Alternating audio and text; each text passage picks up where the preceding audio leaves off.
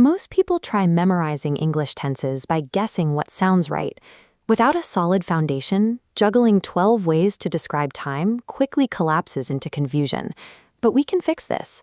By mapping these tenses onto a simple 3x4 blueprint, we turn abstract grammar into predictable, repeating formulas.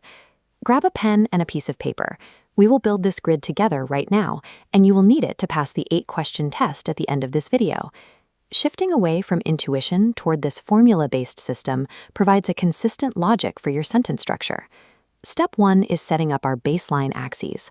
Horizontally, an action can only happen in 3 base times: present, past, and future. Looking at this grid, we divide those time columns vertically into 4 specific conditions. Every sentence will fall into the simple form, the continuous form, the perfect form, or the perfect continuous form. To fill these 12 boxes, you don't need to memorize 12 entirely different sentences. Every single tense is just an equation created by combining your subject with a specific verb form. The exact intersection of a time column and a condition row dictates the only structurally sound way to build your sentence. Let's populate the simple row. For present simple, the formula is the subject plus verb form 1. Past simple uses verb form 2. And future simple adds the word will before verb form 1. If our subject is I and our verb is play, applying the formulas gives us I play for the present, I played for the past, and I will play for the future. Next is the continuous row. The universal rule here is that you must use a be verb plus your main verb ending in ing. This creates formulas like am playing, was playing, and will be playing. For the perfect row, the rule requires a form of the verb have plus verb form 3, also known as the past participle. That translates to have played, had played, and will have played. Finally, the perfect continuous row simply merges the previous 2 rules. You use a perfect base, have, has, or had, add the word been, and attach your ing verb. By locking in these 4 horizontal row rules, you eliminate the mental strain of memorizing 12 disconnected ideas. The pattern itself does the heavy lifting. Now that we have the formulas, we need to know exactly when to trigger them. This is where signal words come in. Think of them as strict indicators that lock a sentence into one precise box on the grid.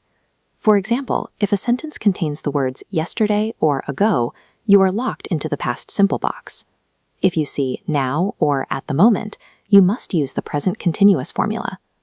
Words like already and yet trigger the present perfect formula. Meanwhile, always or every day anchor your sentence firmly in present simple. Spotting these signal words removes the guesswork. The word dictates the correct box, and the grid provides the exact formula you need to write the sentence. Before we put your blueprint to the test, we need to inspect it for 4 common structural traps that cause these grammatical formulas to break down. First is the third-person trap. When using present simple with he, she, or it, you must add an s or es to the verb. She go fails the test. She goes follows the rule. Second is the be verb trap. Adding an am or is to a present simple sentence, like writing I am know him, violates the structure. Stick strictly to the subject plus verb form 1. Third, check for subject-verb agreement in the present perfect box. The helping verb has to match the subject. It is he has finished, never he have finished. Finally, the perfect tenses demand verb form 3. Using a past tense verb form 2, like writing I have saw him, breaks the pattern. The formula requires I have seen. Auditing your sentences for these 4 specific structural flaws prevents the vast majority of your day-to-day writing errors. It is time to test your blueprint. Pause the video. For each of these 8 sentences, locate the signal word and apply the corresponding formula from your grid. Here is how to process question 1. The phrase every morning maps directly to the present simple box. Applying that formula for the subject she yields the answer reads. For question 2, now signals present continuous, are playing. Question 3's already points to present perfect, have finished. Question 4 uses last year, triggering past simple, visited. Question 5 connects a past action in progress to was sleeping. 6 requires a past action completed before another past action, had left. 7 is a future promise, will help. And 8 maps a continuous duration into the future, will have been working. High scores on this test are the result of systematic execution. By following the grid, you processed the language through the blueprint rather than relying on guesswork.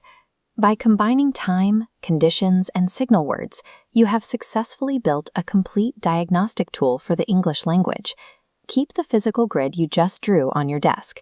Use it as an immediate reference whenever you are drafting a professional email or structuring an essay. Navigating English tenses doesn't have to be a confusing memory exercise. When you need to build a perfect sentence, you just have to consult the blueprint.